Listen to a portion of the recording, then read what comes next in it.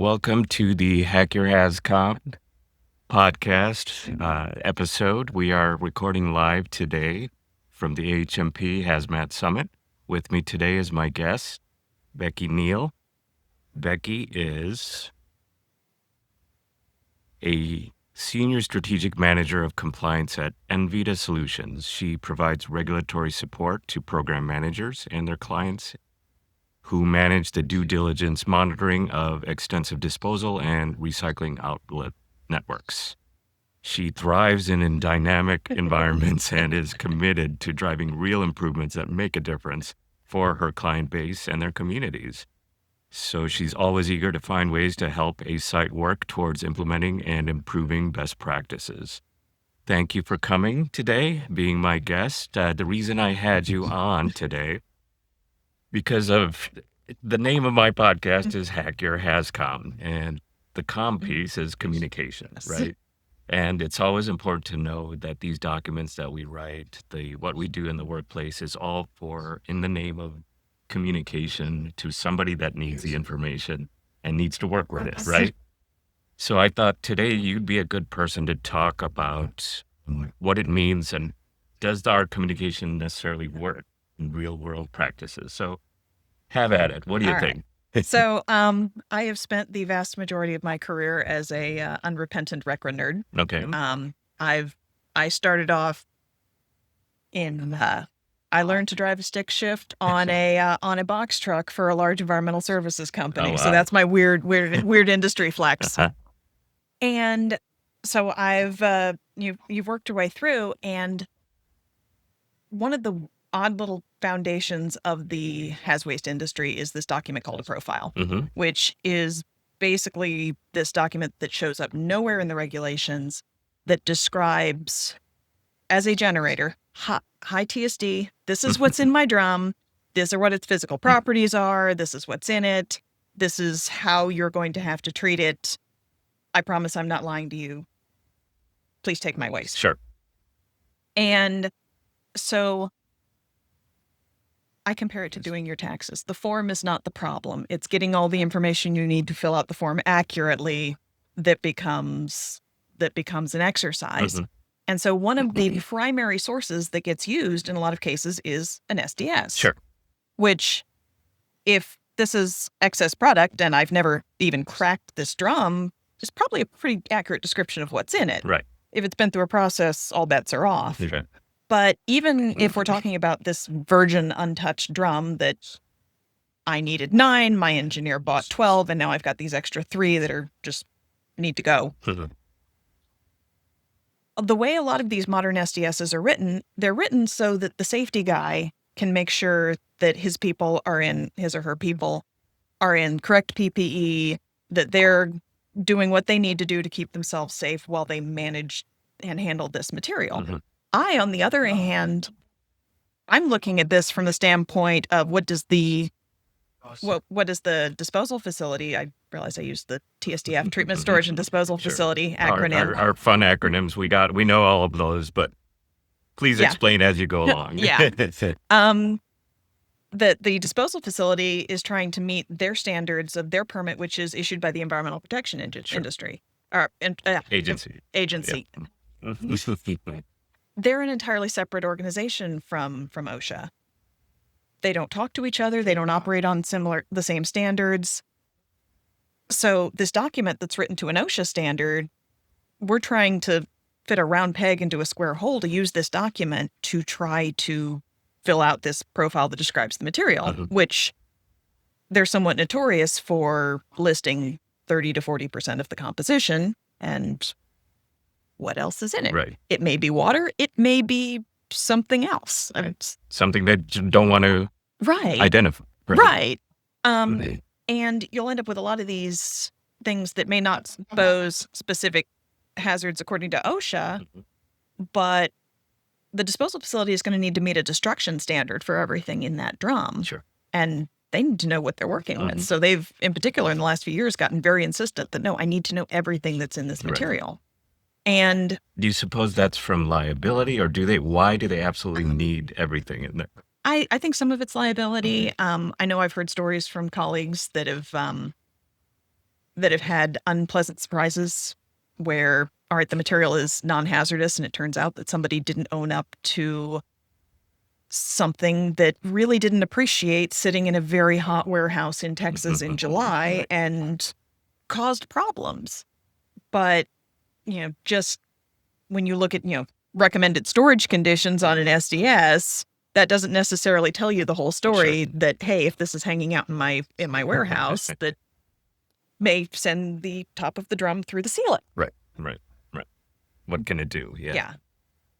So, so it's kind of become trying to fit a round peg into a square hole. Sure. And, these documents they're ubiquitous. They're the first thing a generator presents to you as their waste contractor. That it's gospel according to the Bible, right? This is what's in my drum. Like, great, but this doesn't actually tell me everything I need to know. Right. And no one has ever asked you, as the person writing this SDS, to provide all that information, because that's not what the standard of the document is for. Right. It's not required. So, Yes. So in that case, what do you run into now that you've explained the situation, the end user needing it, right? And the information you need. Right. How do you get around that? So step one is usually that responsible party up in section 1. There's usually a phone number, and hopefully I can get somebody knowledgeable, a live person, as opposed to how many levels of automated message, and that I can convince that person of what information I need and that they should share it with me. Which can be, sometimes the first person at the end of that line doesn't know what is in the balance of material. They know the same thing that's on the SDS. They're, in many cases, the customer service line for someone trying to use the material. Right. They, in many cases, don't even know that my world exists. Right. And then there are other times where it really is, no, you've got a proprietary ingredient and we can't release it. So I spent a decent portion of my career working for a large chemical distributor, and I had some really entertaining answers to that question at that point, because all of my assurances that no, I have no desire to recreate your product, right. I got hung up on a few times, okay. And sometimes they were not polite before they did. Do they ever make you do an NDA at that point, or at least, or does it ever get to that point? I've never had someone offer it. Okay. So it's usually just a hard no. No, they won't even bother. They won't even bother. Okay. In some cases, I've had the generator who bought the product, who may have some kind of agreement with the manufacturer, go back and see what they can get out of it. And has that been successful? Sometimes yes, sometimes no. Okay. It depends. If the balance is just water or something inert, then they're usually perfectly happy to tell the generator that, no, this is a water-based ink. The balance is water. Everything else is listed on there, at which point then I can act on it. That's good, right. Other times it may be that there are a variety of fragrances, binders, what have you, that are in there. And they don't necessarily want to tell you that. Sure, right. That's the secret sauce. That's the secret sauce. That's the magic pixie dust that's in it, and we can't share that, because that's a problem. Yeah. That's a problem. So then, knowing those cases, you still got to get rid of that waste, right? Yep. What's your next step? What do you do? So usually at that point we start, so there is some amount of testing that we can do. Obviously it's not practical to run every piece of waste I need to characterize through a full GCMS. Sure. Sometimes you can piece through, all right, well, if you can't tell me the exact compound, can you give me a breakdown of, like, all right, are there just some surfactants? Are there, like, all right, how much of this is fragrance? All right, if we're talking fragrance, are we talking like terpenes that make it smell like citrus? Are we talking, what are we looking at? And try to tease out as much as you can. But a lot of the disposal facilities have gotten to the point that bring me a cast number or go home.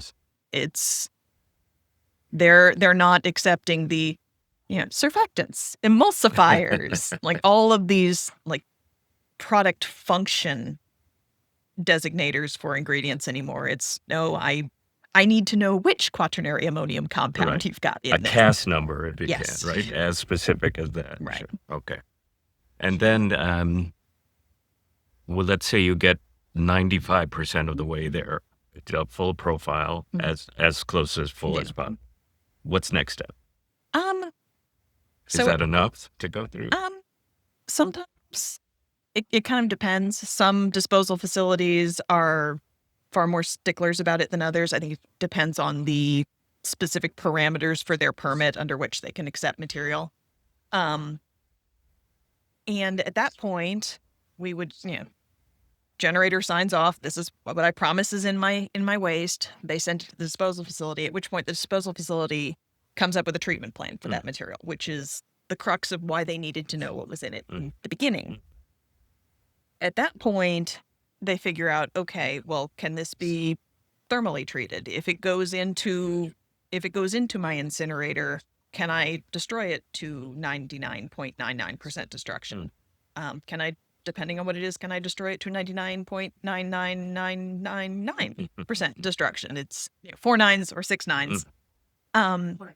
If it's a landfill, are there things that they need to do to fix the constituents in place so that when it rains on their landfill, it doesn't end up creating a leachate that's going to go out and either, depending on the way the landfill is constructed, either come out in their leachate or just go straight down into ground for some of these much, much older landfills. Unlined stuff, right? I would rather live next to a modern hazardous waste landfill than any municipal landfill built before World War II. Just saying. So it goes to, that's why this profile document exists in the beginning. It's the way for the generator and the disposal facility to talk to each other in concrete terms about this is what's in this material and this is what needs to happen to it in order to protect the environment, the community, all the responsible people. Right. Okay, got it. Yeah. Okay. So in that case, you can only go so far with the SDS. It seems that's the point here. Yes. So, okay. What about other circumstances where you've had to use or rely on? Has there been, other than for waste profiling, that you have had issues with? So, we see it occasionally in terms of transport. Those extra optional sections where you're filling out transportation data. And I recognize that the DOT has some very specific definitions of its hazard classes, which are not the usual definitions that you are working with in trying to create this OSHA document. Correct. So at this point, we've got a third government agency that I am now trying to appease with this document that has been written for OSHA. It would not be the first time I've had the conversation with usually a disposal facility. The SDS says that this shipping description applies. I'm like, yes, however, I am telling you what is in the drum. I am telling you what its physical properties are, and that shipping name is not correct. And I do not need a nastygram from the Department of Transportation because I chose to trust this document that was written by somebody who that's not their primary job or skill set. Right. Like, I'm not faulting you for not knowing how to assign a DOT shipping name. That's not what you do for a living. We're using this document to we're trying to fit a round peg into a square hole, and we're coming up with more and more square holes to put this round peg in. Yeah, and it can't be all things to all people. It can't be all things to all people. Right. It would be amazing if we had a document that could be all things to all people. But that's not the real world. Yes. Things get processed, things change due to storage and handling and mishandling. How many of these products never get introduced into the pipeline of the hazardous waste industry because that's just not the nature of the product. That's not the nature of its use. You trying to make your document fit my needs doesn't for most of these materials. Right. In the instances where it does, I'm trying to make do because, let's face it, like in a lot of cases with a waste drum or a waste material, this is the most reliable source of information I have about what's going into this because this is an accurate representation of what the material was when it started. Mm-hmm.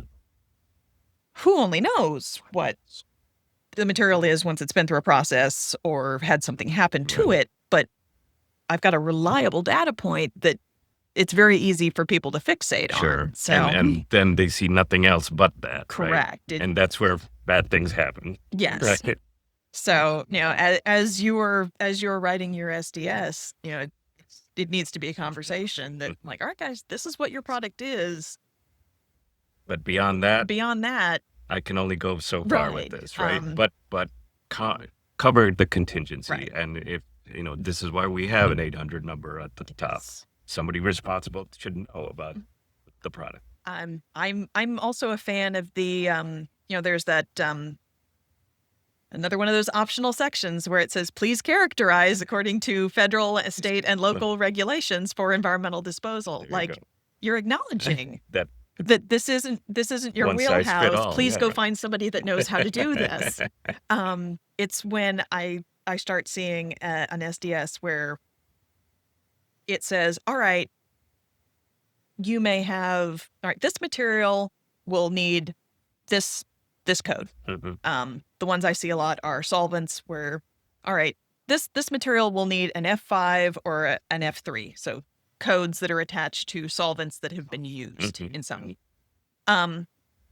If I'm still staring at my 3 extra drums because my engineer ordered 12 and he only needed 9,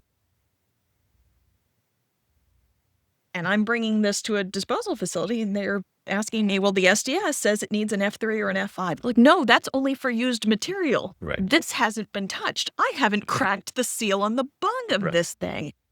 And so then I have to have an argument with the disposal facility because this document only says one thing, black and white, fixate. Right. And usually from somebody who really was trying to be helpful. Sure. So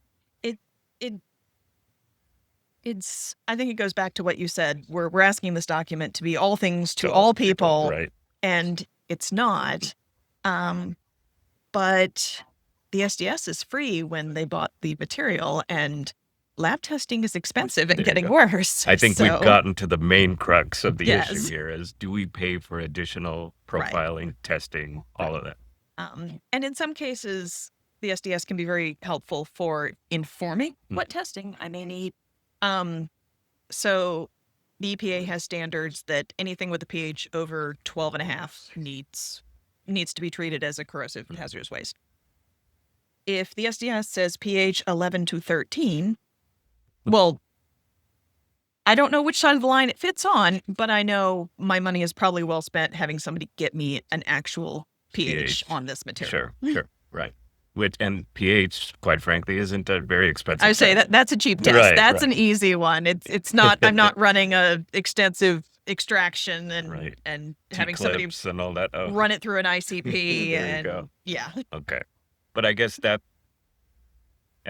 the ultimate limitation of the document, right? Yes. And great. Well, I think you covered quite a lot today. I appreciate the time. Thank you for being my guest. It's a pleasure as always. And enjoy the summit while you're here. Take care. Thank you.